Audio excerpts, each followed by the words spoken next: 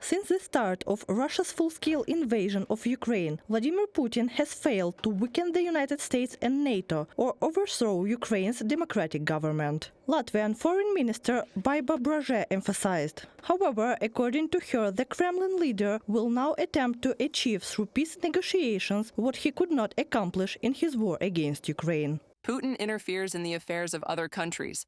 He wants to control both their territory and the political choices of their governments. But he did not get what he wanted in Ukraine during these 3 years of war. Now, he will try to get it through the peace talks. So it is crucial to keep this perspective in mind in any deal we discuss or agree upon. Baiba Braže, Minister for Foreign Affairs of Latvia, in an interview with the Associated Press. The fact that the US has begun negotiations with Russia does not necessarily mean these talks will bring any real change, according to Czech Foreign Minister Jan Lipavsky. He stressed that Europe must not remain a passive observer, but should do more to ensure its own security. The fact that the United States has started negotiations with Russia does not mean that anything can change. And for us, this is a signal that European countries, including the Czech Republic, will take new steps that are absolutely necessary in today's situation. It is equally unacceptable to me that Ukraine or Europe is being dictated a new security order. We must be able to defend ourselves against this, and this will require action. Jan Lipavsky, Minister of Foreign Affairs of the Czech Republic, in an interview with Novinka. According to NBC News, citing US intelligence sources and several members of Congress, Putin has no real interest in reaching a genuine peace agreement in Ukraine. At the same time as the Trump administration begins its first negotiations with Russian officials regarding ending the war in Ukraine, according to the US TV channel, Politico reports suggest that Putin might finally be willing to come to the negotiation table. One of the key reasons Moscow is running out of money to fund the war. The Kremlin has no plan D to finance its budget deficit, raising questions about its ability to fund the war. From this perspective, fiscal breathing room could well be what Putin is really looking for in his talks with the U.S., whether through sanctions relief, for instance, relaxing U.S. restrictions on Russia's ability to place external debt, or a pause in the conflict, which would allow Moscow to replenish its coffers via a reduction in defense spending. Agathe Desmarais, Senior Policy Fellow at the European Council on Foreign Relations, in the article for Politico.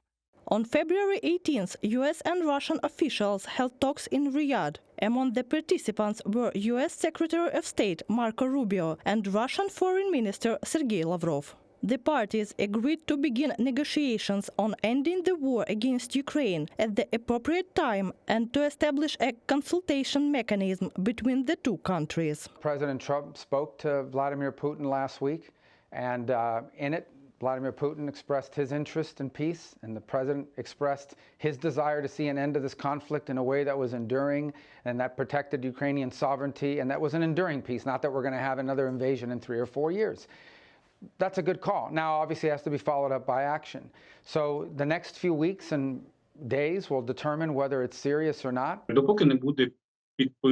Until a ceasefire agreement is signed, we will continue to hear this strange, sometimes even pro-Russian rhetoric, because for Trump, the sooner the shooting stops, the better. He wants to raise his hands in victory and say, "I ended another war."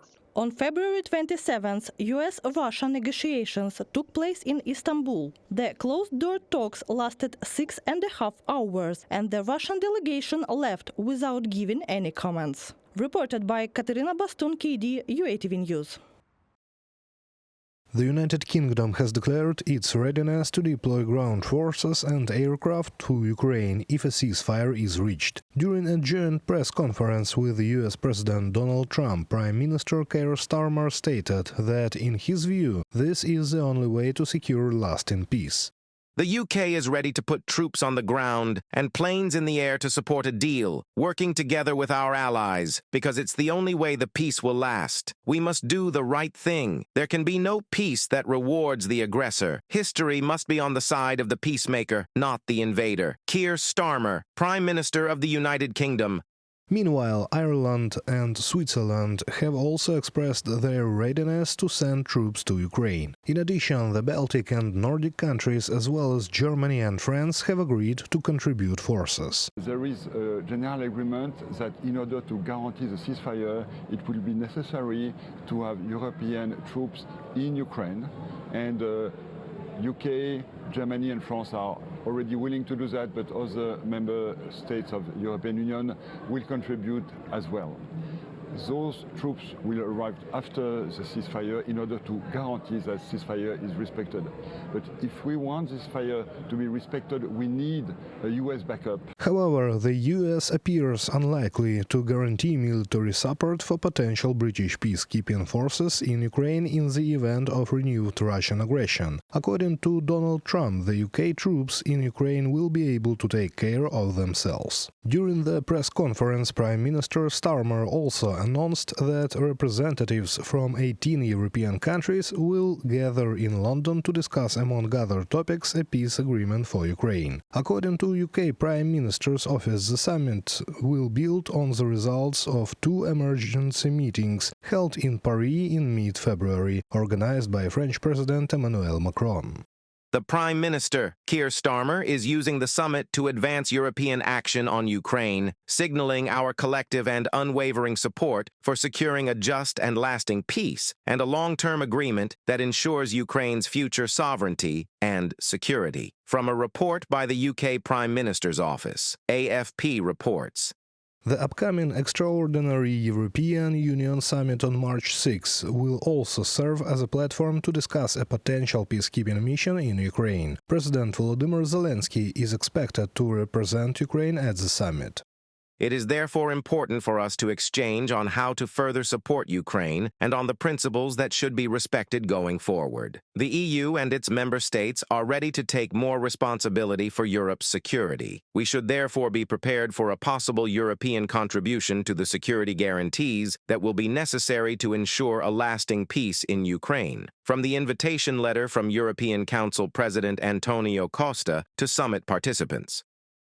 The governments of the UK and France are working on a plan to deploy up to 30,000 soldiers in Ukraine. However, such a number is insufficient, according to Roman Kostenko, Secretary of the Parliamentary Committee on National Security, Defense and Intelligence. Ukraine is currently negotiating with partner countries to ensure that any future military contingent overseeing a potential ceasefire is not limited to protecting key infrastructure, but also patrols Ukraine's airspace and maritime zones. We believe that if our partners and allies are discussing the possible deployment of these contingents to ensure long-term peace and security in Ukraine, it is entirely reasonable to also consider protecting Ukrainian airspace, particularly through patrols by our allies' aircraft. Additionally, a spokesperson from Ukraine's Ministry of Foreign Affairs highlighted the need for an enhanced presence in the Black Sea, given that, according to Ukrainian authorities, Russia has not abandoned its intentions to disrupt freedom of navigation. Reported by Serhiy Kulas, Valerian Kapelova, UATV News.